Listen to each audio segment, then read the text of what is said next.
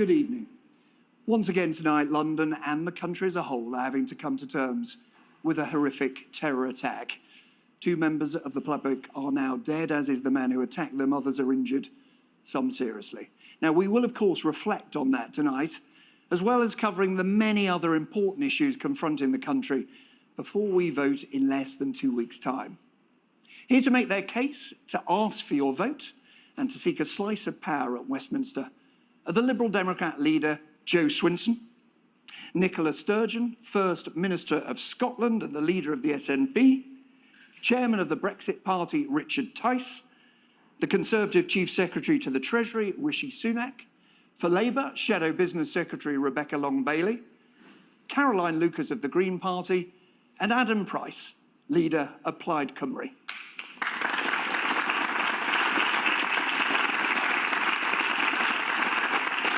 Now, in case you're wondering why all the parties' leaders aren't here, we invited the parties to send either their leader or a leading figure. The decision was theirs. Here with them in Cardiff are audience who've been chosen by the pollsters Savanta Comres, who recruited people from all backgrounds and all parts of the UK who support each of these 7 parties. Now, they're not here to be fans of rival teams, cheering on one side or booing the other. They're here to put the questions. But under the rules, and there are always rules for these occasions, they don't get to cross-examine the politicians, and neither really do I. My job is to try and ensure that their questions do get answered and that everyone gets a fair hearing. So forgive me, politicians, if occasionally I have to interrupt you to keep order so that you don't talk over each other. Now, you can join in at home as you're watching using the hashtag BBCdebate. Before our first question, everyone has a minute to set out their stall. The order for that was decided by drawing lots. First tonight, the Liberal Democrat leader, Jo Swinson.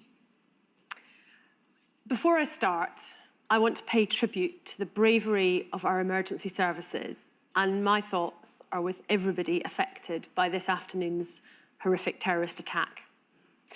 My dad taught me always to ask questions, to challenge the way things are, and work to change them for the better. And I believe things can be better, that we can remain in the European Union and have more money to spend on improving your life right now and more to invest in our children's future. Imagine a country where you are valued for who you are, no matter what God you pray to or none, how much money you have, the colour of your skin, or who you love. Where we nurture the bonds in our family of nations, our United Kingdom. Where we work with our closest friends to save our planet. Where we look after the most vulnerable and our children have the best start in life. If you share my vision for our country, if you want to stop Brexit and build a brighter future, vote Liberal Democrat. Thank you. Next up is the Green Party's Caroline Lucas. Tonight, I'm going to correct one big lie and tell one big truth. First, the big lie: get Brexit done. Boris Johnson's rotten deal will not get it done. It's just the start of years more wrangling. His oven-ready meal is made of chlorinated chicken and it will make us all sick. And when we turn up at the hospital, we'll find it's been flogged off to Trump's America. That's why the Green Party supports a people's vote on Brexit and will campaign wholeheartedly to remain. Now, the big truth. From the Arctic to the Amazon, the world is on fire. Scientists say we have just 10 years to stop runaway climate chaos. This emergency requires us to rise up and to be our best. An opportunity not just to avert disaster, but through an ambitious Green New Deal to fix Britain for good. This election is the greatest, perhaps the last chance to change course. Children can't vote, the planet can't vote. It is up to you, and I ask you, if not now, when? Thank you. Next for Labour, Rebecca Long-Bailey. Thank you, Nick, and to everyone watching this debate tonight. I'm sure everyone's thoughts are with all those caught up in the horrific incident at London Bridge earlier today, and our thoughts are with the friends and families of those injured and, of course, the 2 people who we know have tragically died. I want to thank the police and emergency services for all they did today and all they do every day to keep us safe, and, of course, the bravery of those members of the public who intervened. This election gives you a real choice about the future for you and your family and for our country. I want a government that is on your side, not a government that stands by while too many families are struggling to make ends meet, while 1.5 million older people don't get the care they need, and while we face a climate emergency. We can do better. Labour will build that fairer Britain that cares for all, that transforms our country, because we are on your side. Thank you. Next, the Conservatives' Rishi Sunak. Our thoughts are, of course, with all of those tragically affected today, and I pay tribute to the members of the public and the police for their incredible bravery. But turning to tonight's debate, everyone in this country is frustrated that Parliament's been stuck going round in circles on Brexit. We all want to move on. And with your support, we can do exactly that. We have a new Brexit deal ready to go. We'll bring it back to Parliament before Christmas and leave by the end of January. And then we can get back to focusing on your priorities: the NHS, schools, cutting crime. But the only way to make this happen is to elect a Conservative government.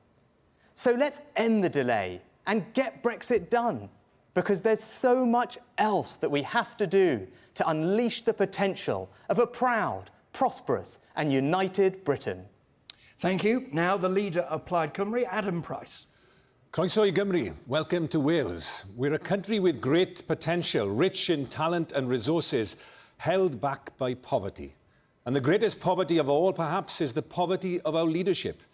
Labour have been in power in this building for 20 years, and for half of that time in Westminster too. We have the lowest wages across these islands, a third of our children living in poverty, and the worst A&E waiting times on record. Labour and the Tories, of course, will blame each other, but the truth is neither of them are the solution to our problems. They are our problem source. On Brexit, like everything else, they lie to us or they let us down. We want Wales to remain in the European Union, but one thing we don't want to remain in is poverty. And we don't have to if we start to believe in our own future. The new start we need as a nation, the new investment, the new leadership, the new hope will never come from Westminster. It can only come from us, from all of us that live in Wales and want to see it prosper. Let's make this winter our Welsh spring and find our voice on the 12th of December. Thank you very much. Now for the SNP, the party leader and Scotland's First Minister, Nicola Sturgeon. My thoughts too are with those attacked on London Bridge today and with all those who responded. This election really matters. At stake is not just Brexit, but what kind of society we want to be. The SNP wants Scotland to be an independent, outward-looking, internationalist country, and we want the people of Scotland to have the right to make that choice. But we also want to play our part in locking Boris Johnson out of Downing Street. If he wins a majority, then the consequences will be dire. Brexit will not in any sense be done. Trade talks haven't even started yet. These issues will cause chaos for years to come. In his rush for a trade deal with Donald Trump, Johnson simply can't be trusted not to put our NHS on the table. He also threatens to rip up rules on food standards, environmental protections and workers' rights. To build a better future, we need to stop all of that. And in Scotland, that means voting SNP. Thank you. And finally, the chairman of the Brexit Party, Richard Tice. Firstly, I just want to share the thoughts that others have expressed about the horrific events in London today. But as we look forward, just imagine, with Brexit done properly, we have an amazing future, and that's why I am here. I want the least well off to benefit the most, with cheaper fuel, food, clothing, shoes, with wages growing faster than for decades. Imagine thousands and thousands of new jobs created where they are most needed, with hundreds of new fishing boats filling our harbours, many built in Britain. Imagine £100 billion of new local road and rail projects being built in every region, including the North East, which has been so left behind. I want us to be world leaders in training doctors, nurses, carers, world leaders in planting new trees, and recycling. But we have to restore trust in democracy with major political reforms. I'm excited by the future. It's time to change politics for good. It's time for the Brexit Party. Thank you very much indeed. Now, the aim of tonight is to have a lively debate about a whole range of issues which I hope are the ones that are concerning you at home. But of course, our thoughts tonight are particularly on the events in London. So we're going to begin with a question about that from Tony Wilcox, a retired Chief Inspector of Police. Mr. Wilcox, please. Tragically, no amount of extra police officers will prevent terrorist attacks like the one in London today. What do the panel members propose to do to tackle security issues in the UK in future? Thank you. What do you, Rishi Sunak, what do the Conservatives plan to do to tackle security issues in the future? Well, Mr. Wilcox, I was in Parliament just a couple of years ago when the awful incident happened, and I saw firsthand the bravery and ultimately the sacrifice of your colleagues that day. So I pay enormous tribute and thanks to the work that you and your colleagues do to keep us safe. And as we reflect on today's events, of course, our thoughts are with all of those who are affected by these awful events. It's a tragedy and our prayers are with them.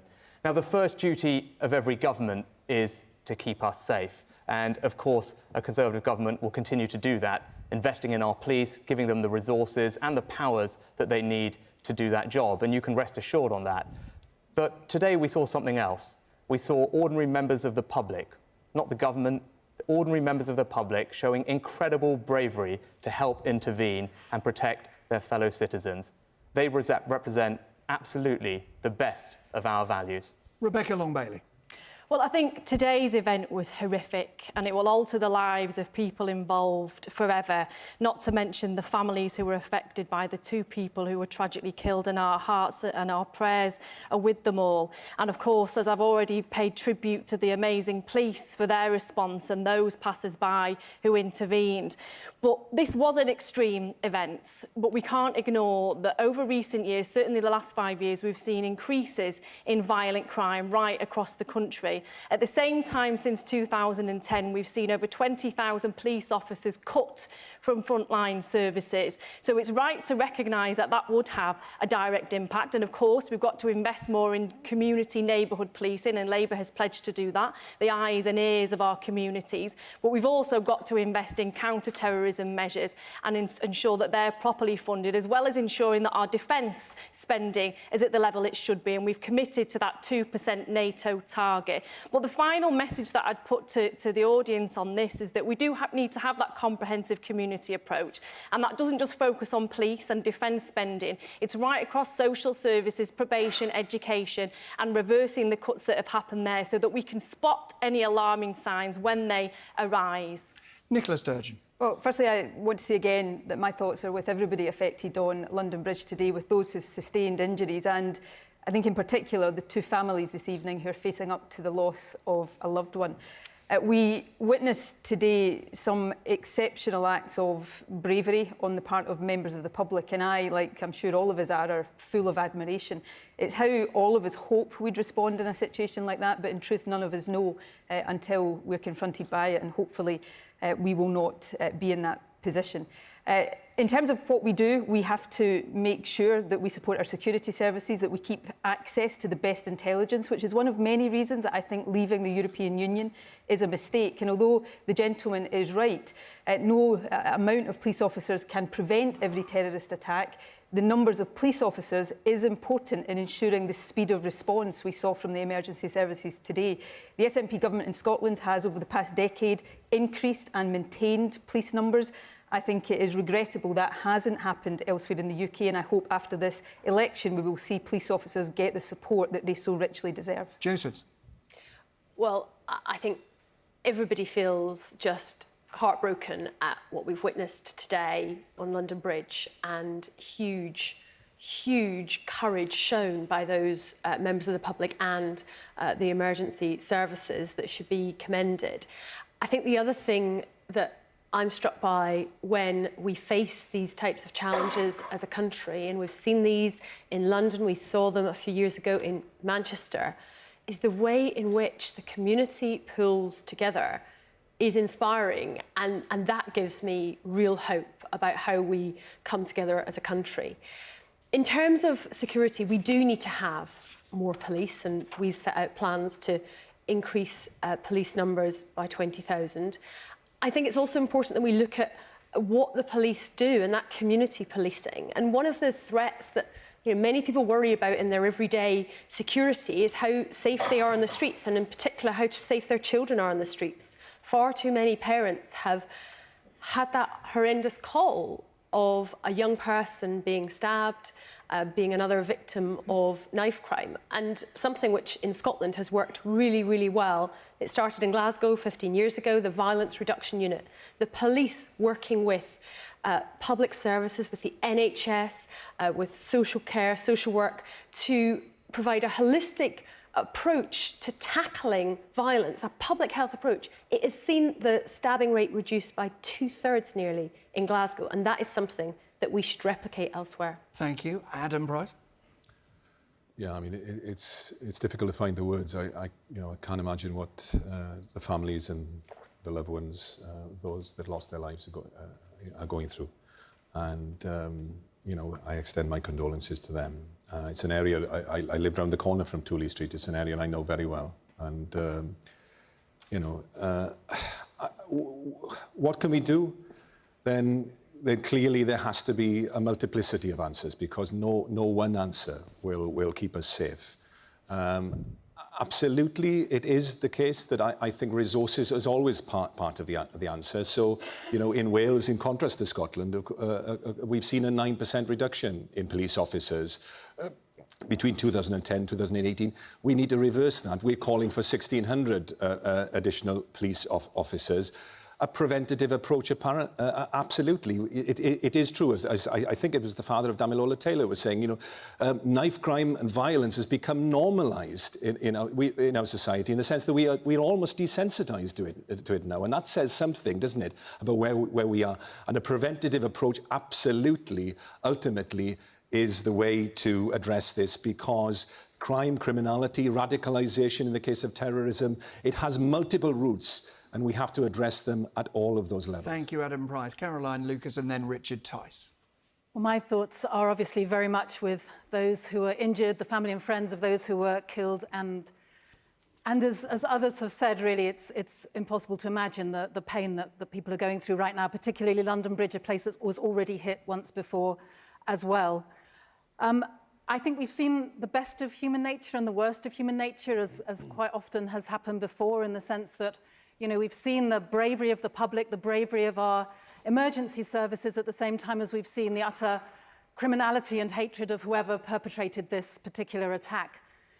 We don't know much about it yet, but I think as political leaders, we all have a responsibility to ensure that incidents like this don't divide us, that I hope we can come together and show real leadership and promote the compassion and love that is more powerful ultimately than hatred. But on terms of what we should do, Terry talked about the police, and he's right that any number of police can't prevent this from happening, but more police numbers would certainly help. I think we need to look again at the Prevent programme, because I think we need to make sure that it is enjoying as much confidence as every single community in our country as it can, and I'm not sure right now that it is, and I do believe that staying inside the EU would be a better way of ensuring that we have that security information. Lots of issues, I promise you, that we will get the chance to address. But finally, on this question, and before we move on to our next one, Richard Tice.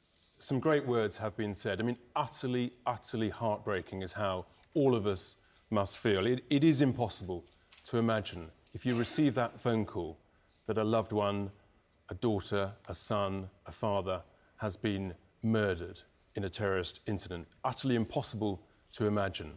But we do also have to just recognise the extraordinary bravery, as people have said, of members of the public. And I think that does also remind us that all of us, in our daily lives, we have to remain incredibly vigilant. Because yes, we must keep investing in more police and more technology. However many police we have, and we need as many of those police as possible on the streets, everywhere in our towns, villages and cities, making us feel safer. The more police on the streets, the safer we feel, but we must remain vigilant. Thank you very much indeed. Now, That won't be the pattern for all our questions tonight. The whole point of this is a debate, a lively debate, an exchange of views between the politicians. I'll ask one or two people to start on any question and then give them the opportunity to open up, but I'll make sure that everybody gets to have their say on every question. Let's move on to our next question, and vital subject, the subject of the economy. Peter Warren from Reading has a question. Peter Warren. With all the parties promising to spend more money during the campaign, what guarantees can you give that these spending plans will be delivered when you get into government? What guarantees can you give that your spending plans will be delivered? Rebecca Long-Bailey.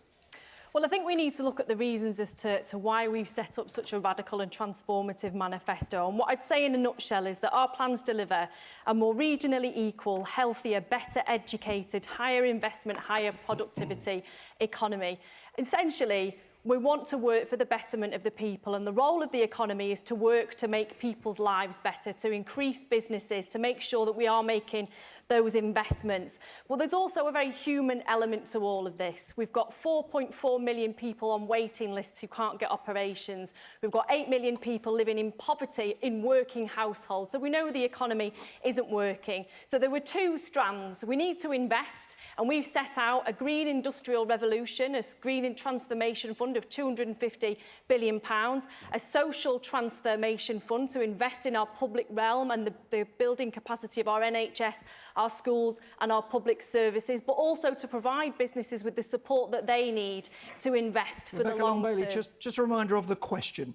The question not so much what are your spending plans, the question what guarantees can you give that your spending plans will be delivered?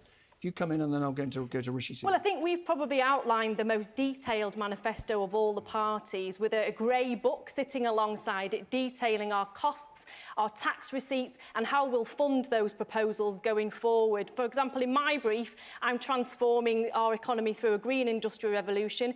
We have a report, 30 by 2030, actions that we will take as a Labour government that go into extreme detail. Let's come now, though, to Rishi Sunak for the Conservatives. When we came into office, Labour had left this country on the brink of bankruptcy. But because of the actions we took, the economy is now stronger. Millions more people are in work, wages are rising, and we're able to invest again in public services like the NHS, schools and police. Get on with our plans to make Britain the best place to raise a family, to start a business. And I can give you this commitment, that under the Conservatives, under our fully costed plans, the national debt at the end of the Parliament will be lower. Now, all of that would be put at risk by what we've heard are Labour's absolutely reckless spending plans. They would wreck the economy, the debt would be higher, and unlike our plans to cut taxes for the lowest paid, we now know that Labour would raise taxes on millions of ordinary working families up and down this country. Rebecca Long-Bailey, reckless, he says, and the numbers are simple, aren't they? His party says they'll spend about £3 billion more. You say you'll spend about £83 billion more, which is double what you were promising at the last election. I think there's 2 points I'd like to come back on there. I think Rishi talked about Labour crashing the economy. We suffered a world banking crisis, and it's important to note that your Chancellor was working at Deutsche Bank, selling the very derivatives that caused the banking crash in the first place. Secondly, when you talk about reckless spending plans, I think you were referred to recently in the media talking about the figure of 1.2 trillion spends, which is a fabricated lie that the Conservative Party have been perpetrating over the last few weeks. We're the only party with a credible and detailed costing plan to outline our plans. I haven't seen any costings from your party whatsoever. Well, let him answer that. Rishi Sunak, she says you're lying about our plans. No, our plans are the most detailed and costed plans that have ever been there. But you look at people like the IFS, respected think tanks. They've described the Labour plans as simply not credible. They've said that they're wholly unprecedented in terms of the scales. Nicola Sturgeon. If I could just finish, Nick, Nicola on the scale of spending. But they've also said very clearly it will be ordinary working families that pay the price in higher taxes. Nicola Sturgeon, you were trying to get in. Has to be paid by somebody. What were you trying to say to the Chief Secretary? Paying the price. Pointing out that the IFS said that neither Labour or the Tory spending plans were credible. Look, let me be candid. My party is not going to be running the Treasury after this election, but we might hold the balance of power, and therefore we will want to see investment in the right priorities, investment in the National Health Service, an end to the welfare cuts that have caused misery, more investment in the transition to a net zero economy, pension justice, particularly for WASPy women. And how will we help to ensure that? We'll bring to bear the experience we have in government. In Scotland, the SNP has reformed the income tax system, making it more progressive. Those at the top pay a bit more, those at the bottom pay a bit less. And we'll also argue that we shouldn't be spending money on the wrong priorities. Why should we be investing £200 billion in new Trident nuclear weapons, for example? Thank you very much. Jo Swinson. To keep us safe. Jo Swinson, then Richard Tice. What neither Labour nor the Conservatives are telling you is that their plans don't add up because they both want to leave the European Union. And they both know, the government's analysis says, and all the respected economic analysis says, that if we leave the European Union, we will be poorer. There will be less money. So we won't be able to have these wish lists. And I have to say, Peter, you asked such a good question. You put your finger right on it. How can you guarantee it? Because both of them are trying to say that you can have this, in the case of Labour, with somebody else paying for it, in the case of the Conservatives saying that taxes won't have to go up. Do you know, if you're listening to that and you think in your heart of hearts you just know that's not true, then you need to look for parties that are going to set out where they will get the money from. And we're saying, very honestly, we think the NHS needs more money, and we're going to raise income tax by a penny in the pound in order to do so. Well, you have to say where you're going to get the money from. Jo Swinson, given that you're being honest with the British public, what does a penny on income tax cost the average family in Britain? Well, it obviously depends on what their earnings are. Well, the official estimates are £175 a year. So wouldn't it be better to say we're putting income tax up by £175 a year? Well, I mean, people can make their own calculations based on they know what income tax. Richard Tice. The very essence of Peter's question is that people no longer trust and respect what politicians say. Manifestos, frankly, has become synonymous with fibs and nonsense. I mean, let's remember the Labour Party manifesto in 2017, when they promised that they would respect the referendum and get Brexit done. And we did. But this is a question about the spending and the economy. It's actually about trust. It's about trust in politicians. That's the point. Yeah. And that's why... That may be about trust, but this question is not. This question is about spending, Richard Tice, and how you could guarantee your spending. That's why we called it a contract, which is a business-like word, because I come from the world of business. I've been 3 decades in business.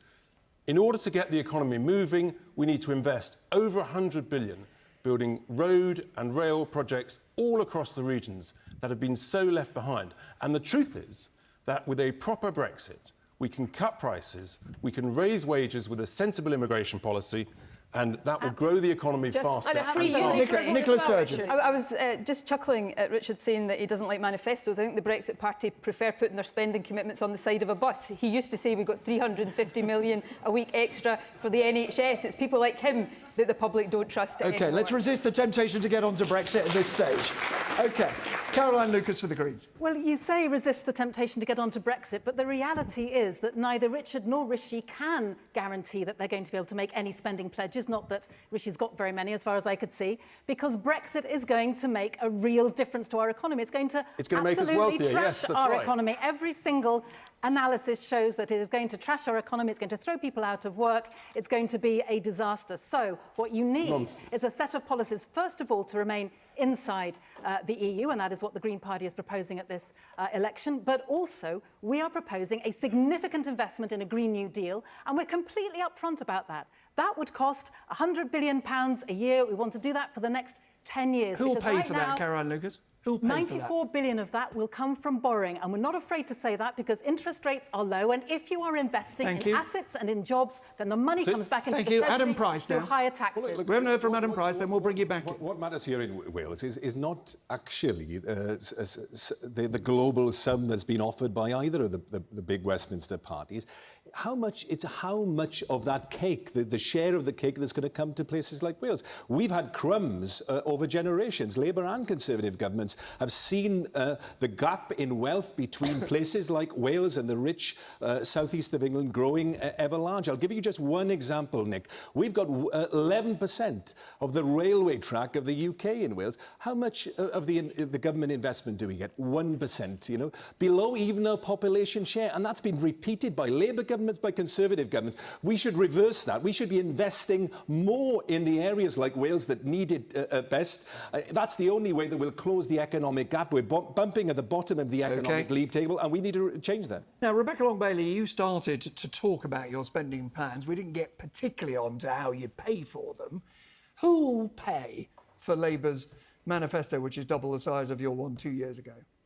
Well, we're 10 years into a Conservative government who ignored the advice of the IMF, CBI and other business organisations to invest in the critical infrastructure that businesses need to prosper. We're short of time, so what's the answer to the question? So the answer to the question is our fund, our transformation fund of £400 billion, it will be paid for with government bonds, but we're investing in things that will see a lot... What about the tax? You mean debt? You mean bankrupting the country? This has been advocated by the IMF and the OECD to trigger productivity and growth within the economy. We will see an economic return. It will improve tax receipts. I want to bring and Rishi it's good Sunak. for the economy overall. Rishi Sunak, she says she's being honest, borrowing can pay for it. No, Labour aren't being straight with you. They've been told, right, you can't pretend that you can fund all these spending plans by taxes on rich people and companies. It's simply not possible. And we know in the fine print of their manifesto, it's clear now. Who's going to pay? Millions of married couples up and down this country are going to pay in higher taxes. Millions of pensioners on low incomes are going to pay in higher taxes, and millions of small businesses are going to pay in higher taxes. The cost of Corbyn is a bill that Britain simply can't afford. Rebecca Long-Bailey. You're the Chief Secretary to the Treasury, and you've made it very clear there that you don't know the difference between capital expenditure, investment in infrastructure, and day-to-day spending. We will keep them very, very, very separately. What we bring in tax receipts, that's what we spend on our public services. It's simple as that. Rishi Sunak. What we invest in critical infrastructure, we will borrow to invest. OK, Rebecca Long-Bailey. Rishi Sunak, please. By the International Monetary Fund. What every independent forecaster has said, you have so many reckless plans for spending, they can't be funded by tax receipts on rich people and companies. OK, it has to be paid for. OK, taxes on ordinary ladies and gentlemen. Rebecca Long-Bailey, there's really no point in Rishi Sunak talking over each other. Nobody can hear. It's very frustrating at home. So we all get the chance to speak. Let's just stop. We're going to wind up and move on to the next question in just a second. Nicola, Sturgeon, there was one thing you raised in your intervention, which I wanted to ask you about. You talked about the WASPy women, the women whose pension age was changed. Are you with Labour if you're supporting them in a hung parliament? You want to spend £58 billion and give Theresa May £22,000 as compensation? I'm not keen on giving Theresa May personally very much, but that's another matter altogether. The SNP did some work some months back where we set out 5 different options to compensate the WASPy women. It went from restoring the pension age to 60 to slowing down the pace of change. We certainly would want to talk to other parties to make sure that that justice is delivered, because this is the question. You know, these big parties, and I think we've seen tonight a glimpse of the dreadful choice between these two main parties that people have, but they can always find things for the wrong priorities. Let's make a change and find things for the right priorities, and compensating WASPy women, I think, is a top one. Lots to talk about, but we do have to move on to the next subject, a subject that's already been raised. You won't be entirely surprised, ladies and gentlemen, that the subject is Brexit, and the person who's asking about it, Melissa Calder-Matthews, who's from here in Cardiff. I was a Remain voter, but feel that we're so far along the Brexit journey now that it has to go ahead. How do those of you here this evening feel about talk of a second referendum or revoking Article 50? Is this not going against the wishes of the 52% of people that voted to leave, and a waste of a huge amount of time and money that has already been spent to enable this process to take place? Thank you. Jo Swinson. Melissa asks, isn't it a huge amount of time and money? And she voted like you for Remain. Yeah.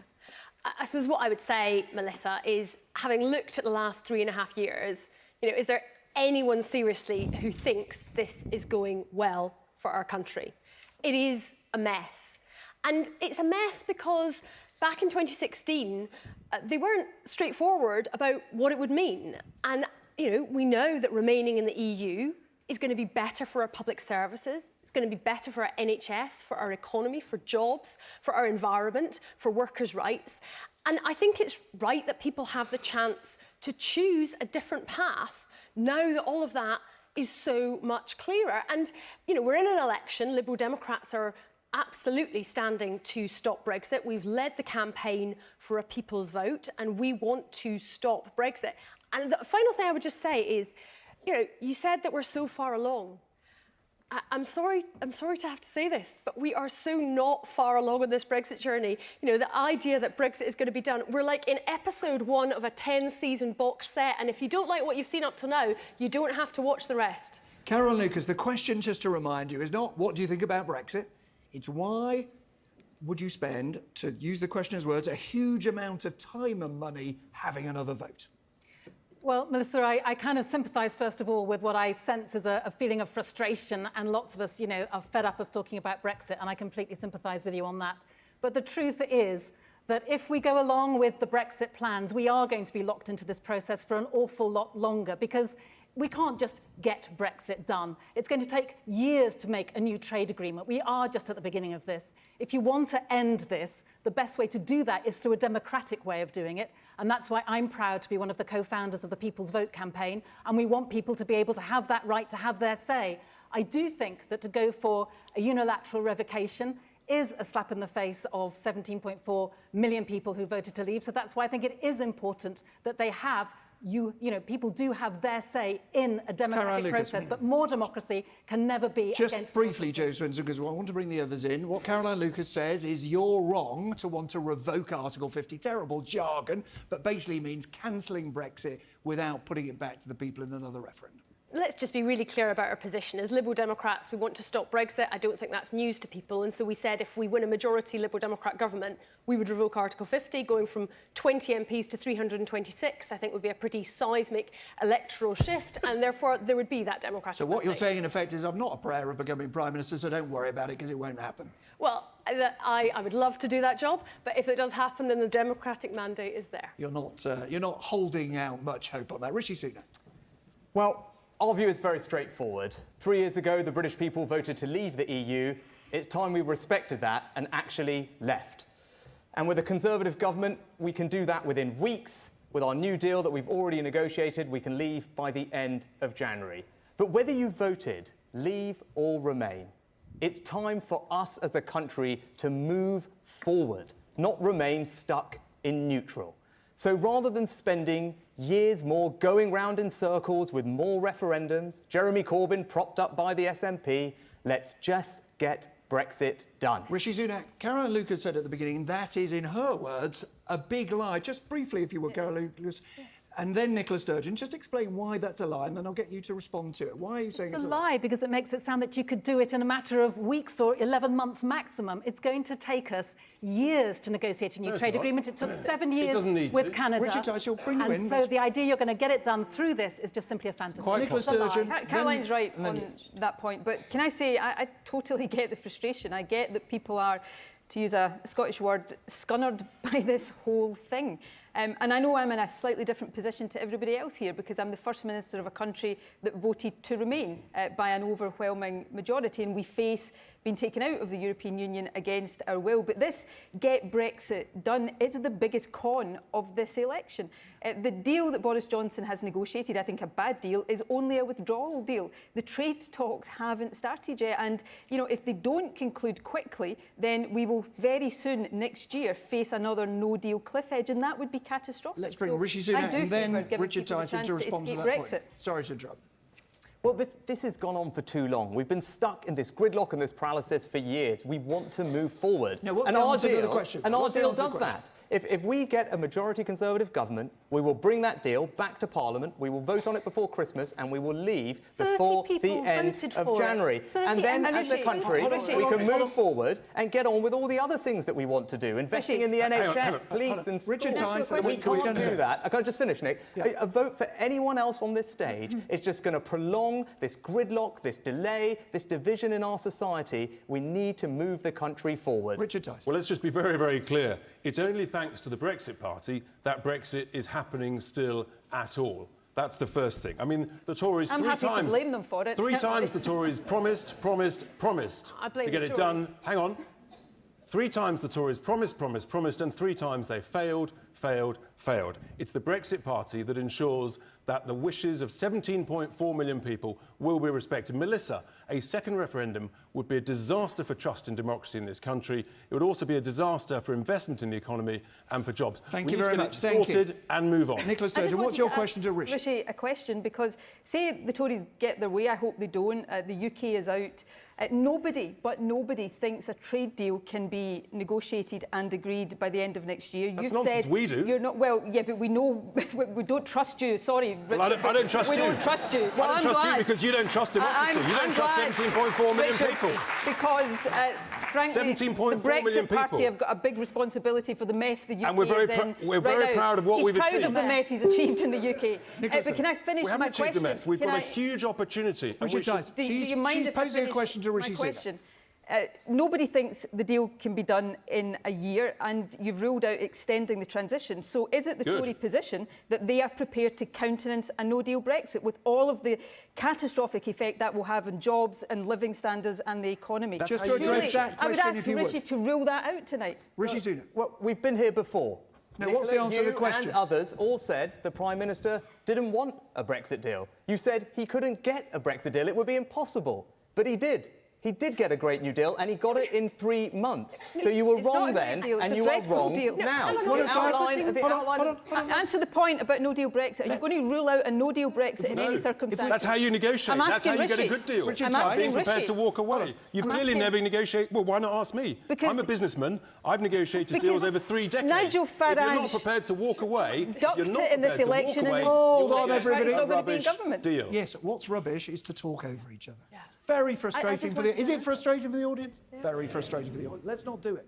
There's a question. If Rishi Sunak's going to have one more chance to answer it, we're going to move on to Rebecca Long-Bailey, hasn't had a chance to talk on Brexit. No doubt she'll face some questions as well. The question is, and you are one of the ministers on the No Deal Planning Committee, and you recently said you were still planning for no deal.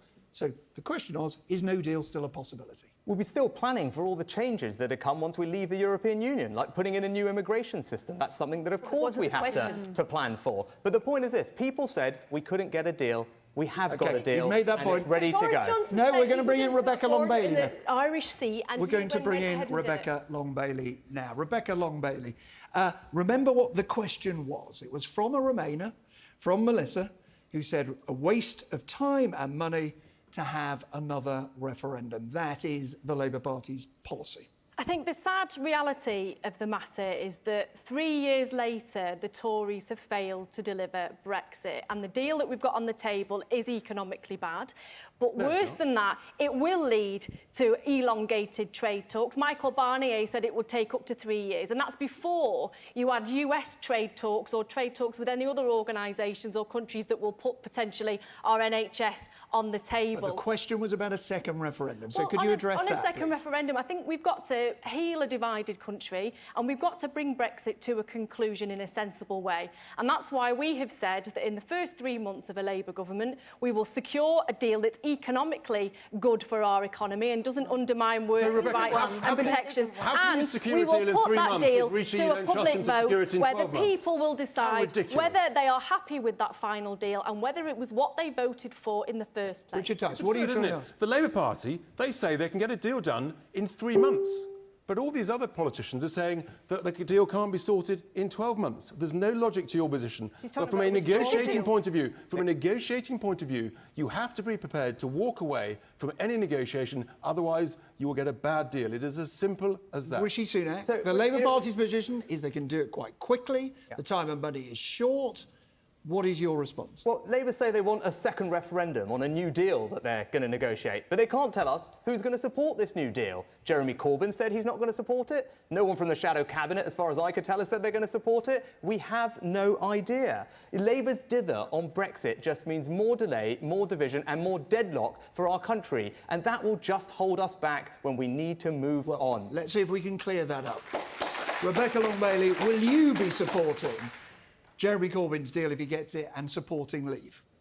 Well, I think it's right that Jeremy has taken a neutral stance. He is going to be the Prime Minister that's going to be negotiating with the European Union. Yeah, and he not, needs to act it's normally as the an Queen who takes a neutral stance rather than the Prime Minister, isn't I think it's right that as a Prime Minister he takes a neutral position as the honest broker in all of this. Now, of course, there'll be MPs will choose how they want to vote on this, but will you be neutral? Well, in terms of my own personal position, I will wait to see what the deal looks like. If it's an economically credible deal, whether it protects workers' rights, etc. Failure of leadership. It's a total failure of leadership. Now, we're going to bring in Adam Price now because he hasn't had a chance to talk, and we've got other questions to move on I to. find this extraordinary, and I'm also deeply depressed by what I've seen. And no wonder people are turning off politics and there's collapsing trust, you know. I mean, because, you know, the level of rancour in the debate, we should have sincere disagreement. And I can understand, you know, some people sincerely disagree with me when I say that Brexit is going to hurt the Welsh economy. They still want to continue with it. But look, in terms of the Labour Party's position, you know, the great merit of Jeremy Corbyn, and I knew him when I was at Westminster. He spent more time voting with me than he did with his own party back then. He was a conviction politician who said what he believed clearly, you know, without fear or favour. And yet on this central question, it is the heart, you know, whether we like it or not, of this election, he won't even say where he stands, you know. And no wonder people don't have faith in politicians when the leader of the Labour Party, the candidate to be Prime Minister, won't even tell us where he stands on this central question that's going to cast its shadow for a generation. Very briefly, Rebecca Long-Bailey. No, it's right that Jeremy acts as an honest broker in this because he needs to get a good deal with the European Union. And I think stating how he would vote in a final public vote would undermine that. But also, he wants to heal a divided nation and bring people together because whether you voted Leave or Remain, you didn't vote to be poor. You didn't vote for industries like steel to be undermined. You didn't vote for a trade deal with the US that would put our NHS on the table. We're going to move on. We're going to move on. There are lots of subjects to get through. Just briefly, can you think of any other policy in Jeremy Corbyn's lifetime in politics that he's been neutral on? Not off the top of my head, no. OK, we'll move on to some other questions now, because we've had an awful lot of questions, not just from the people here in the audience, but from those of you at home, from viewers and listeners to tonight's debate. I want to get in as many as possible. For the next couple of questions, we're going to keep the answers brief before we move on to some more substantial questions. Just a sentence, even a word would do. And to speed us on, you're not looking like that's terribly likely, are you? But we'll try our best. Let's get the first one that came from Elliot Horton, from Bristol. If our country was under nuclear attack, would you or the leader of your party use our nuclear weapons to defend our country? Caroline Lucas. Definitely not under any circumstance. Richard Tice. After careful consideration, yes, if it was essential. Adam Price. Absolutely not. Nuclear weapons are an abomination. Jo Swinson. Yes, I would be prepared to. Obviously, I would assess the situation. It's a possible thing for you to contemplate. Rishi Sunak. Yes, if the circumstances demanded. And Rebecca Long-Bailey. Well, I think the protection of the people of Britain is paramount for any Prime Minister. And of course, they'd need to look at the circumstances, but of course, they would need to take action if necessary. Nicola Sturgeon. No, absolutely and emphatically not, because it would lead to the deaths of possibly tens of millions of people and wipe out swathes of our civilization. So no, under no circumstances would I use nuclear weapons. And if it came to it in hung parliament negotiations, would that issue of Trident be as important as Scottish independence and Brexit? Less important? I think Trident is both a financial issue. I don't think we should waste £200 billion on it, but it's a moral issue. We should be investing in health and education, not in weapons of mass destruction. Thank you for your impressive discipline with the short answers. Next one, John Landin of Gateshead says, in an environment of lies and mistrust, easy one this for you, why should we believe you? Adam Price. Well, you know, when I was growing up in Ammanford, the son of a miner in the 1980s, if I wanted a political career, I should have joined the Labour Party. I joined my party, Plaid, because for me, politics isn't about a career. It's about actually what you believe, saying it clearly and trying to make Wales and the world a better place. Thank you, Rishi Sunak. You're right, trust is paramount, and the single biggest thing that the government can do now to restore trust in our system is to deliver the result of the referendum. And with a Conservative government, we will do that in weeks and start rebuilding trust with the British people and moving on to all the other things that they want us to focus on. Nicola Sturgeon. Well, like Adam, I've been campaigning for what I believe in for all of my life, even in the days when it wasn't as electorally popular as it is today. I'm also the leader of a government in Scotland. We're not perfect, we make mistakes, but I'm not asking here to be judged just on my promises. I'm asking people to look at what the SNP government is doing day in and day out. Much of what Labour is promising in this election, free prescriptions, free personal care, for example, are things the SNP in government in Scotland is already doing. Thank you. Rebecca Long-Bailey. I think we need honesty in politics, and we sometimes see that from politicians. We've seen a lot of dishonesty, if I'm honest, in this campaign, and we need to bring honesty back to politics because it undermines trust. Every politician becomes involved in politics because they have the vision of society, whether I agree with it or not. Jo Swinson? Well, I think on the issue of the European Union, I'm a passionate Remainer, and lots of people have tried to say that I shouldn't be standing up for what I believe in and tried to say that, you know, it's wrong to argue for a people's vote. We've had the discussion tonight, but I've absolutely stuck to my guns and I will continue to do so to stand up for my principles, and you can see that in action. Richard Tice. Well, the truth is that trust has absolutely collapsed in politicians because people are sick and tired of politicians promising things and then not delivering. And we saw that with Labour Party manifestos. We saw it with the referendum, of course, when the £9 million Conservative government leaflet promised to carry out the will of the people, and it's not yet been done. We have to get it done, and after that, trust can start to be rebuilt. Caroline Lucas. Well, listening to Richard and Rishi, frankly, I think you've got your own answer as to why there is so much distrust, because once again, these issues are being used as political footballs. I really feel, you know, so depressed that people are thinking that perhaps it's not worth voting because they don't have confidence in us. All I can say is that it makes me very angry when all of us are tarnished with that same brush. I can say that as someone who has been banging on in the Green Party since 1986, if I was going to go for a career in politics, I might have found a faster route. I'm in the Green Party because I passionately believe in what we stand for, and I hope others will do. Thank you very much indeed. Well, you've all won my vote for keeping short answers when you're asked, or relatively short. Thank you very much. Let's move on to another vital topic now. It is, of course, climate change, more important, some would argue, than any. And the question comes from Tabitha McGuinness in Newport. Tabitha.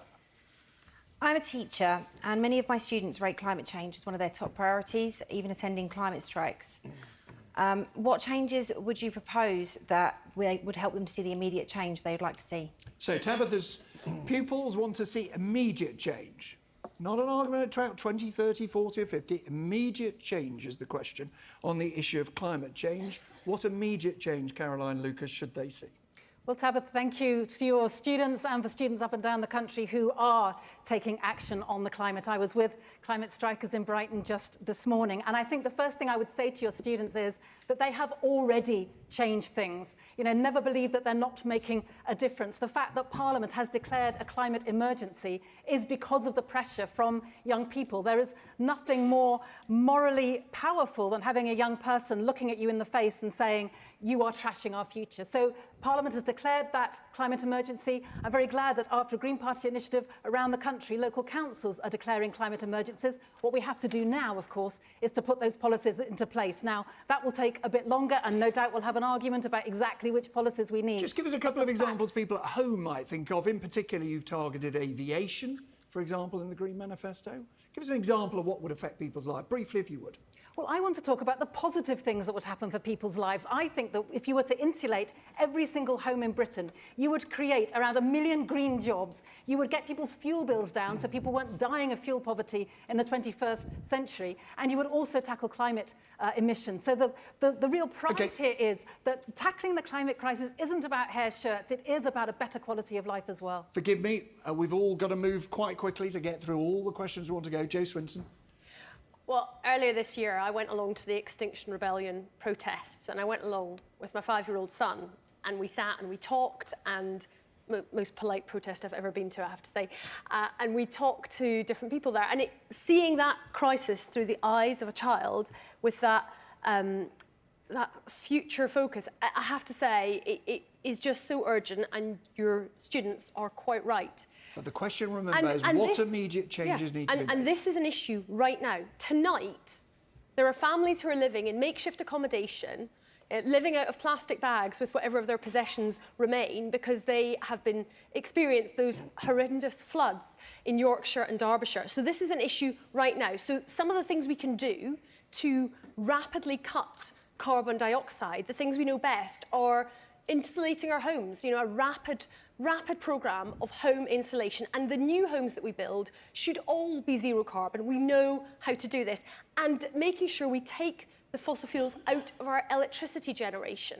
You know, renewables, we should be so much more ambitious. The cost has already come down significantly. Offshore wind is the cheapest electricity that you can now create, thanks to Liberal Democrats supporting that technology. Let me ask you what I asked Climate Caroline Change Lucas, which is your manifesto, like the Green manifesto, has talked about penalising people who fly a lot. Absolutely. So just briefly, and then I'll get other people to read. Absolutely. So, you know, people who take more than 3 return international flights a year, you know, those frequent flyers would pay more under our plans. Thank and you. it is those people who take the many flights that we need to target with those Richard Tice. levies. There are 2 immediate things that we should be doing. We should be doing, as a country, we should be leading the way globally with a worldwide initiative to plant hundreds and hundreds of millions of trees to capture CO2.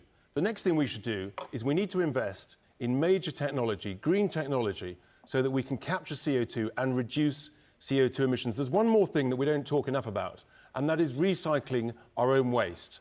My son in Asia, he rang me up in horror when he saw, and he was clearing up, piles and piles of plastic bottles on beaches in Asia. And where do they come from? Supermarkets in Britain. We have to recycle our own waste. Now, forgive me, politicians, but when all politicians agree that something's very serious and all of them agree that it can be done without much pain, people often think, well, can that really be true? Here is who's willing to say, actually, you know what, your lifestyles will have to change. Something will have to give. Nicola Sturgeon, will you? I think people's lifestyles do have to change, but I also think governments and industry has to take the lead, because there's a relatively small number of companies across the world that are responsible for a disproportionate amount of emissions. Now, again, this is one of the areas where I say look at what my government is doing, not just on what we're promising. We've got the toughest targets anywhere in the world. 75% of Scotland's electricity already comes from renewable sources. Last year, we planted 84% of all of the trees planted in the UK were in Scotland, 22 million trees. We're about to invest £500 million in new bus infrastructure. Would you stop all new oil drilling in Scotland? Because people would argue fossil fuels should go. We have to move away from that. The reason you can't do it immediately without reducing demand is that you'd make yourself more reliant on imports, which would increase your carbon emissions. But the transition away from fossil fuels is important and is underway. Thank you very much. Rishi Sunak. Tabitha, I'm not sure how old your pupils are, but my younger daughter's 7, and she's the climate change champion in our house. And she brings home how important this is in all those practical everyday ways that you were talking about, the immediate steps. She turns off all the lights, she makes sure that the tap is off when she's brushing her teeth, and she's going through making sure that everything goes in the right recycling bin. And now there are more than one recycling bin. So those are all the practical immediate things. But for the government, I think the most important thing for us to do, if we have a strong economy, we can then invest in innovation. Because ultimately, it's going to be innovation. It's going to be cheaper car batteries, new forms of renewable offshore wind, or indeed green infrastructure that solve this problem. We can only make those investments if we have a strong economy, and that's something that we're very, very confident in. Caroline Lucas, briefly. To her the fact that your government has been slashing support to renewable energies, that flogged off the Green Investment Bank, that has made it harder to have onshore wind in this country. Your track record on climate and the environment is abysmal. Let's get him to answer. Rishi Sunak? Yeah, well, let's look at that record. We've decarbonised our economy faster than any other major economy in the world. We've been the first to phase out coal, and we are leading the world in banning single-use plastics. It's actually a record that I'm very proud to stand here on. And we talk about renewable energy. We are now the world leader in offshore wind. That is something that this government has done. Thank you very much. Thank you, Rebecca Long-Bailey. I'm sure Rishi's heart's in the right place, but his party is led by a Prime Minister who called climate change a primitive fear without foundation, and the policies that they've driven forward so far underline his true belief in this. But ultimately, this election is critical to tackle the climate crisis. We are running out of time. The Intergovernmental Panel on Climate Change have said that we have to take the vast majority of action to decarbonise our economy by 2030. And that's why we've rolled out a very detailed green industrial revolution to outline how we're going to do that. Adam Price. OK, what could we do immediately? We could pass a Clean Air Act. The Welsh Labour government could do it here. We would take it to court because the 2,000 people, there are 200 in this city that die unnecessarily because of pollution in air. We could do that now. Your party could do that now, Rebecca, if you pull your finger out. Yeah, but you're saying you do in England. You're in government here in Wales. People will judge you not by your words, by your deeds. You're not doing it here. We could actually massively improve the level of procurement of local food. Our hospitals, our schools that are buying imported food when we could actually be supporting local food systems, helping our environment and our economy as well. Forgive me, Adam, we've got to keep moving because we've got lots of subjects that we still want to get through. I know that it's a huge topic and it's frustrating to move on, but we do want to talk about the National Health Service tonight. Lucy Taylor is with us. Lucy from Cardiff. I'm studying pharmacy and I'm genuinely worried about what my future will look like. The NHS is failing. What are you going to do to stop this and make sure it's not sold to the highest bidder? Lucy is studying pharmacy. What are you doing? Two-part question to deal with the fact the NHS, in her words, is failing. And what will you do to ensure it is not sold off to the highest bidder? Rishi Sunak. Lucy, I grew up in an NHS family. Dad was a GP and my mum was a pharmacist. I spent my entire childhood working in her pharmacy and I saw firsthand what an unbelievable difference the NHS made to my parents' patients and their lives. They became part of our family. And that's why I and my party are deeply committed to the NHS and investing in it.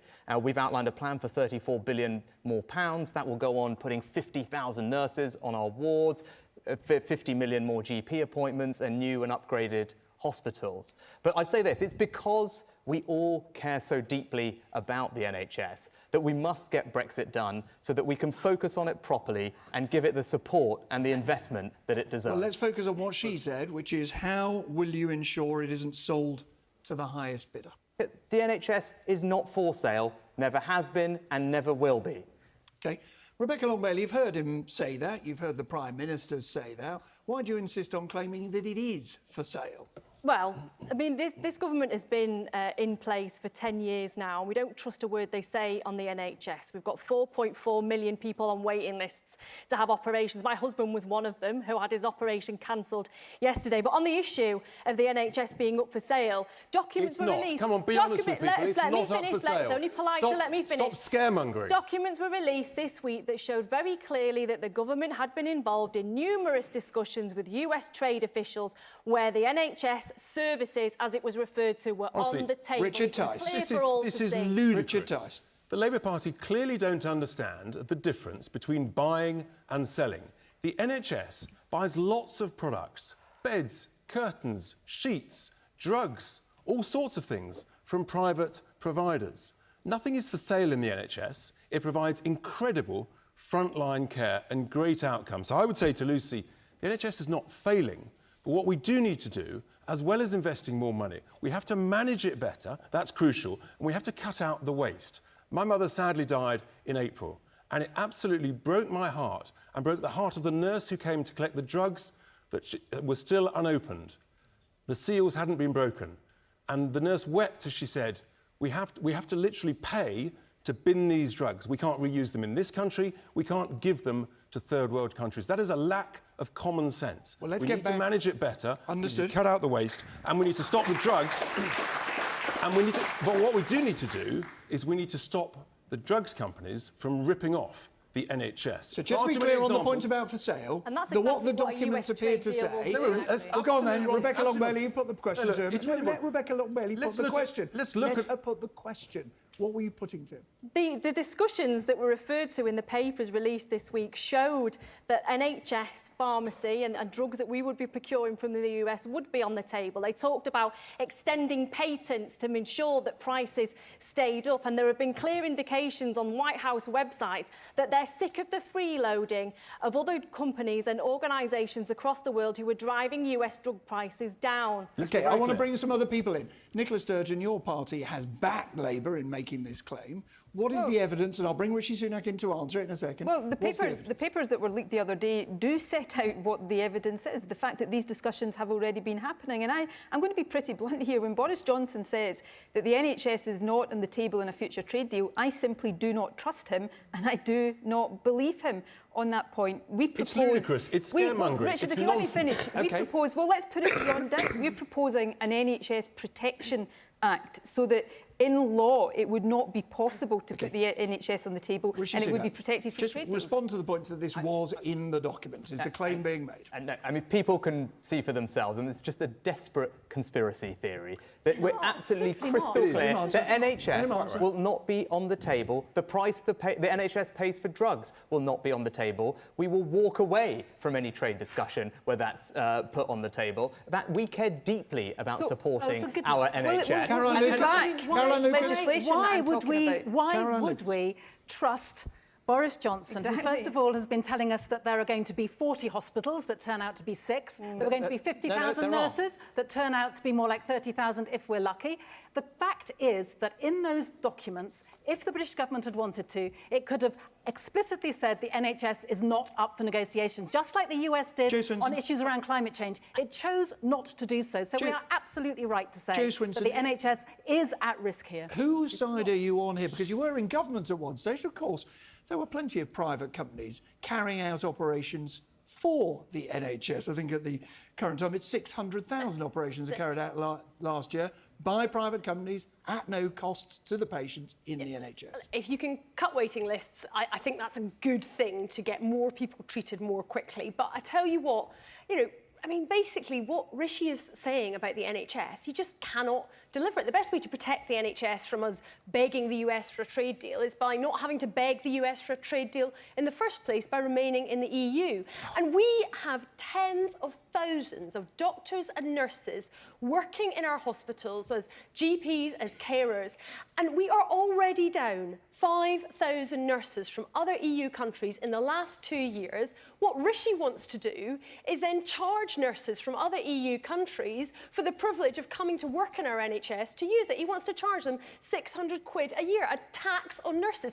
How is that going to help our NHS get those vital nurses and doctors that we need to have to make sure that we look after people in our country? Brief answer. We may move on to the issue of immigration in a second. I want to bring in Adam Price. A brief answer to that, if you would. Well, I think we've heard about this conspiracy theory time and time again. It's simply not right. We are going to invest in the NHS, in nurses, in more hospitals, in more diagnostic equipment, in more GP appointments. We're going to be able to do all of that because once Brexit's done, the economy will grow and we will have the resources to do that. If we are trapped in this Brexit paralysis, and if we are trapped in that, we will not be able to focus properly on the NHS, and that's what we've got on offer. Adam Price from Plaid. Let's go back to Lucy's question. Right? The reality of it is the NHS is in facing the deepest crisis probably in its existence, and that is also true here in Wales. I mean, I refer to the worst ever A&E waiting list that we're facing, worse than England or Scotland.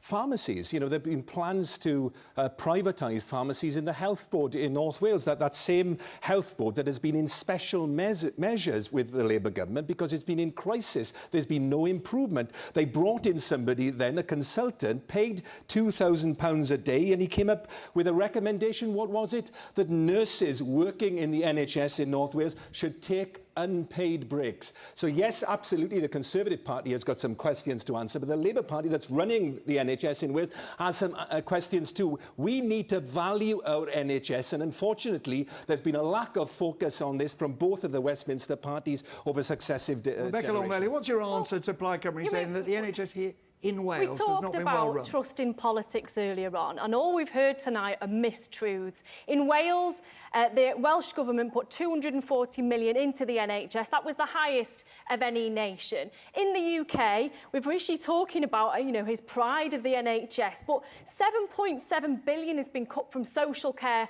alone since 2010. Your record speaks for itself. We're going to invest £26 billion. That's a 40 billion cash terms increase to to the NHS to bring it well above 4% increase in spending.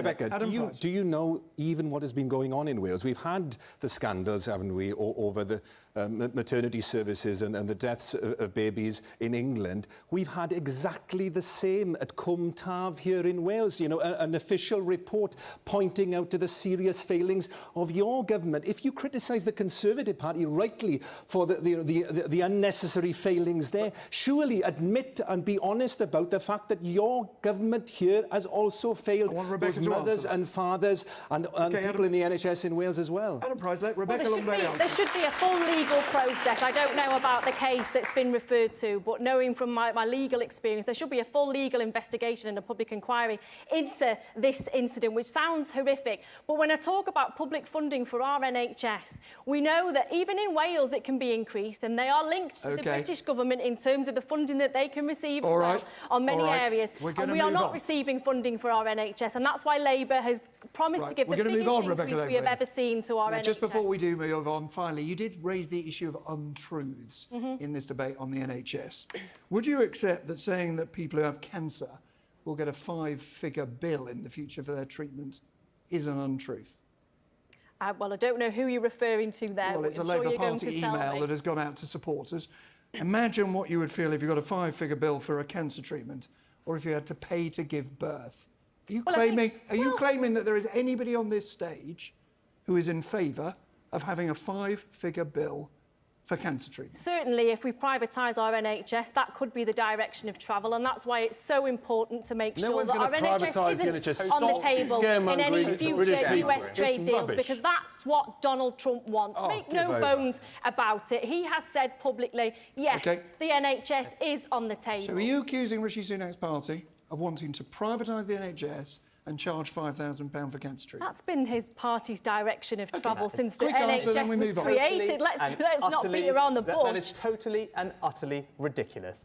We are deeply committed to an NHS free at the point of use, as it always has been. The real risk to the NHS, Rebecca, why don't you tell us, how much is it going to cost to implement the 4-day week in the NHS? OK, those are billions of pounds.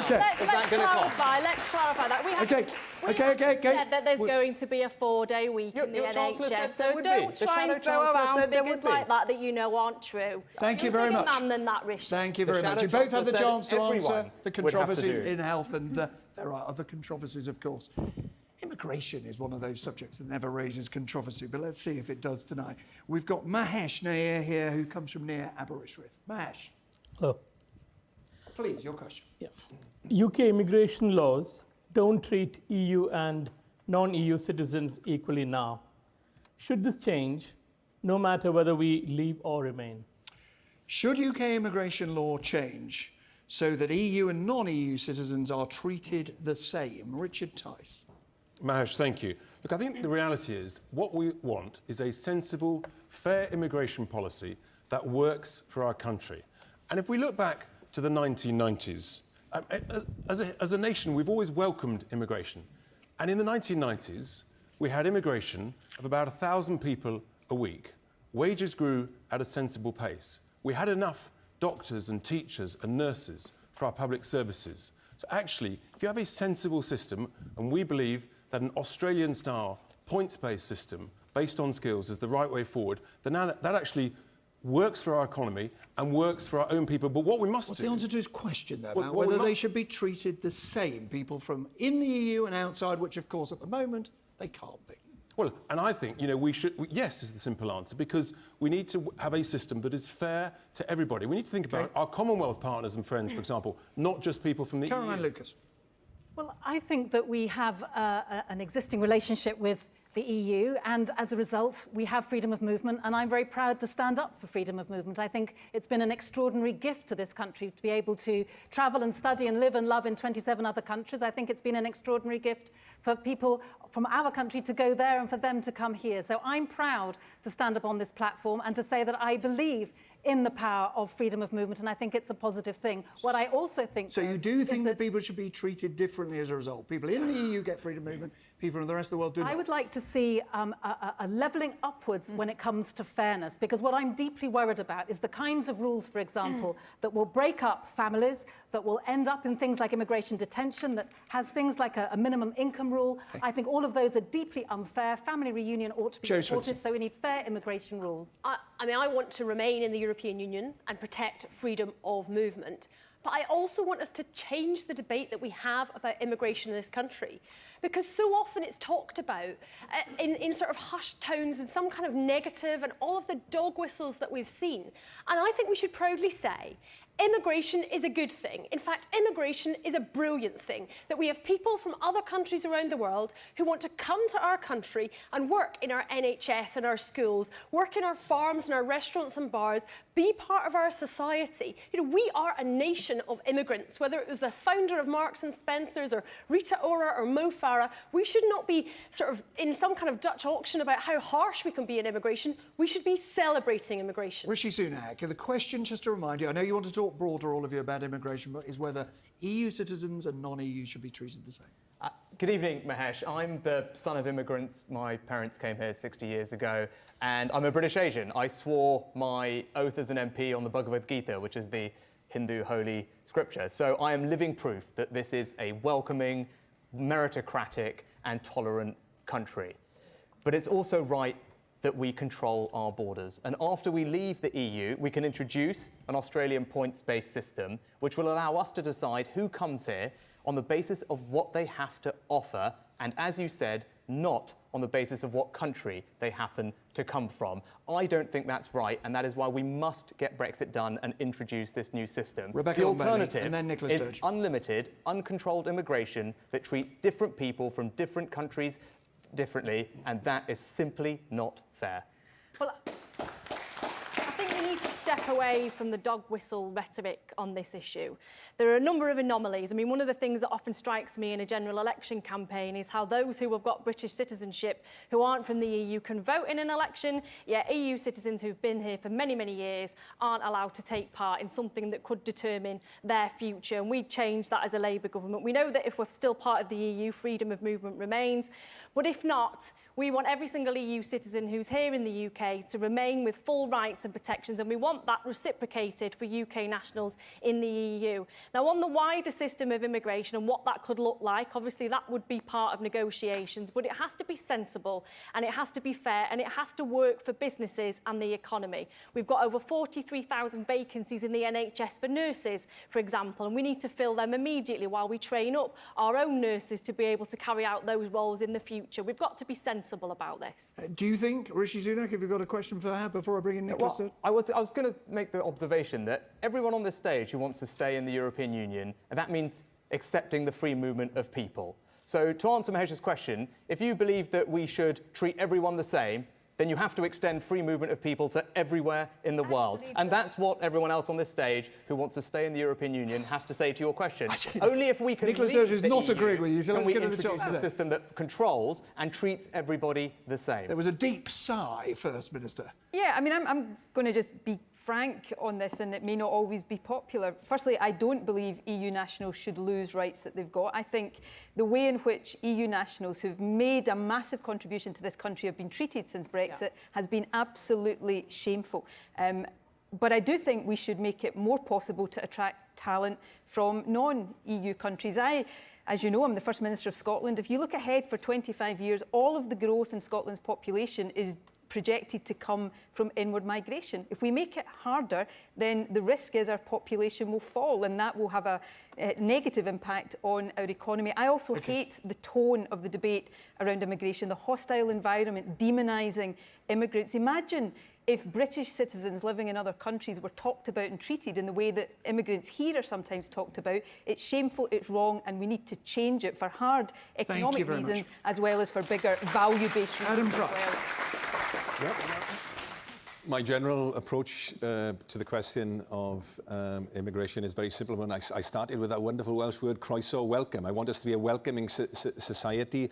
Our EU citizens that are here, people from other parts of the world, they are contributing hugely to our economy, entrepreneurially, in terms of our public services. So yes, I'm a strong believer in staying within the EU, and indeed freedom of movement. I don't think you could apply the same rules exactly in terms of how you approach immigration from non-EU citizens, but I absolutely, speaking as somebody whose partner's family came in from the Commonwealth, I absolutely want to see talent arriving here from all parts of the world, because we need that talent. We need it in our public services and our economy too. Thank you, Adam.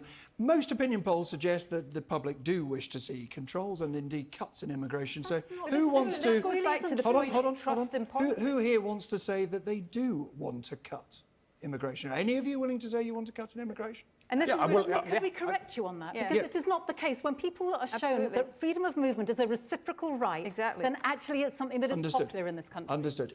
The headline figure is for cutting, but you ask different questions, you get different answers. That's a perfectly reasonable point. Richard, under the you do want to cut immigration will be lower, but more important than the numbers is having control. It's about us being in charge of who's coming to this country on the basis of what they offer. And that's the opportunity we will have when we leave the EU and introduce our own system. Will it be lower under Labour, Rebecca Lombardi? Control. We don't want to perpetuate unlimited. I think this is really, really irresponsible from the Chief Secretary of the Treasury, who is responsible for our economy. Many of the businesses that I meet can't access the skills they need, or they simply don't have workers in the area that will do the types of work that they need to be carried out, whether you're looking at the hospitality sector in certain parts of the UK, whether you're looking at the farming industry. We need migrant labour to assist our economy, and we need to have a sensible approach to this. So you want We've also got to invest in our own homegrown talent, and where we see there as chronic skills shortages, we should be investing in our further education, as Labour's plan set out to do. Just for clarity, lower or not? I don't think we're going to be setting any arbitrary targets. Very briefly. So you want uncontrolled, unlimited No, we want immigration. a sensible immigration system that works in the interest of business and our economy. Richard Tice first. Richard Tice briefly. Richard Tice. Unlimited immigration in the last 15 years has depressed wages. And that, I don't think, is in the interests of the British people. Briefly on this. Sensible, fair immigration that works. There hasn't been unlimited immigration, and it doesn't cut wages. I don't want to see a cut in inward migration. We've had zero real wage growth. It would damage the economy of my country. And one of the reasons I want Scotland to be independent is so we can take these decisions for ourselves rather than having damaging decisions imposed upon us. I'm sorry to wind it up. I know there's a lot you could talk about. We want to fit one more question in. Adam Price, very briefly. It's not migration that has depressed wages over the last 15 years. It's the austerity politics of your partners, the Conservative. OK. You're more than welcome to stay here for another hour and a half afterwards, but we haven't got time while we're on air, at least. Let's move to our last question, and it comes from Trevor Morgan. Where is Trevor Morgan? Good evening. Donald Trump has recently confirmed his visit to the UK. If you had 30 seconds with him, what would you say? And you have only got 30 seconds each to answer this at the most. Nicola Sturgeon. Please stand down. OK. Caroline Lucas, what would you say to Donald Trump? I would say to him that look at the US states that are actually moving in the right direction on climate change. It's good for the economy as well as good for the environment. Get your act together and get back into the Paris Agreement. Rishi Sunak. Happy Thanksgiving. Rebecca Long-Bailey. I'm a good Catholic, so I won't say in public what I probably would say to him, but the most important point I'd make is about the climate emergency and how he needs to change his position. There is a real climate emergency, and if we don't take action now, we're not going to leave a world or a future for our children. Richard Tice. Let's get a quick trade deal done. And here's our NHS, is what he would say. Oh, nonsense. Stop this scaremonger. It's pathetic. Just lying to the British people continually. It's pathetic. I think you've got form on that. Adam Price. Resign and take Boris with you.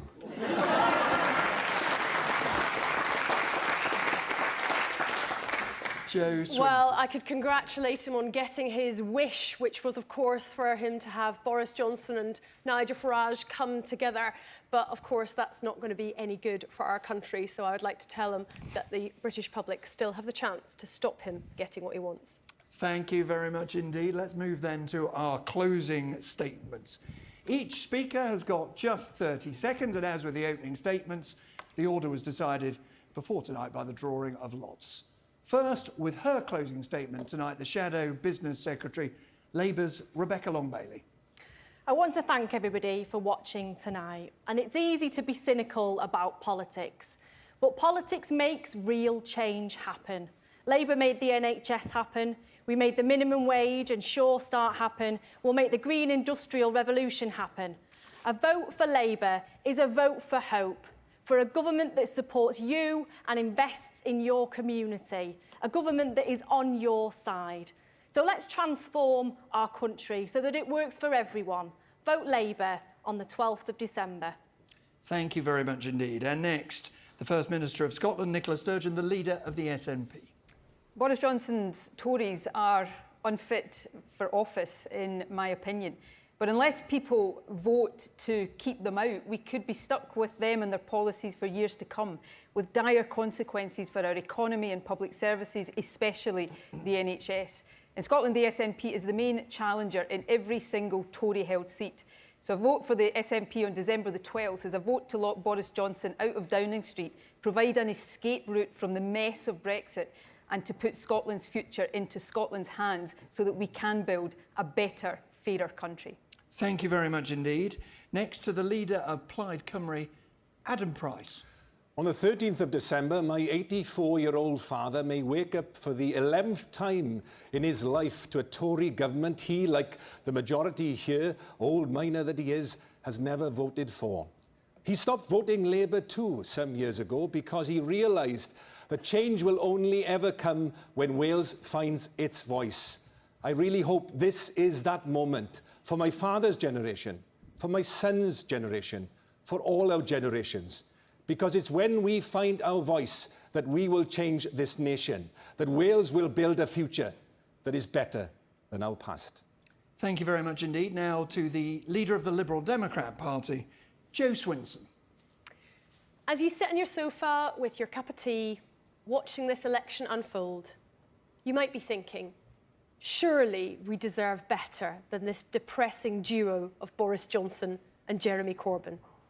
Boris Johnson, caught lying again and again. He thinks the rules don't apply to him. And frankly, he only cares about himself. He doesn't deserve to win a majority, and the Liberal Democrats can stop him. You have the power to stop Brexit and create a brighter future. Vote Liberal Democrat. Thank you. For the Conservatives, the Chief Secretary to the Treasury, Rishi Sunak. This is the choice you have. Boris Johnson delivering Brexit in weeks and focusing on the NHS, schools and police. Or Jeremy Corbyn, ridiculously stuck in neutral on one of the biggest questions our country has ever faced. Only the Conservatives can break this deadlock and set Britain free. Thank you very much indeed. Now to the chairman of the Brexit Party, Richard Tice. Brexit done right is an amazing opportunity. Let's go for it with ambition, with energy. Lower prices, higher wages, training our own people, building roads and rail projects all over the country. But make your vote count to get Brexit and stop Corbyn bankrupting the country. Only the Brexit Party can take on Labour in seats Tories have not won in decades. Together, let's change politics for good. Thank you very much. And finally tonight, Caroline Lucas of the Green Party. This is the most important general election in generations. The last chance to remain in the EU and transform Britain. The very last chance to prevent runaway climate chaos. Now, half of all voters say that climate breakdown will influence their choice on December the 12th. Voting with them is the only way to get more Green MPs and to keep up the pressure. So if you've ever thought about voting Green, do it. If not now, when? Thank you very much indeed. And ladies and gentlemen, could you thank all the politicians from the 7 parties that appeared here tonight? Now, the truth is, you know that the debate is never over. There are questions you wish had been asked, questions you wish had been answered. And the debate now moves to you. It continues over on 5 Live right now, where Stephen Nolan is standing by ready to take your calls. Have your say on what you've heard in tonight's debate by calling 08085 909 693. Next Friday on BBC One, I'll be hosting Boris Johnson versus Jeremy Corbyn in the BBC Prime Ministerial debate just 6 days before polling day. Thank you to the audience here in the Senedd in Cardiff, to you for watching and listening at home, and of course to the 7 politicians who've taken part in tonight's debate. From me, Nick Robinson, Good night.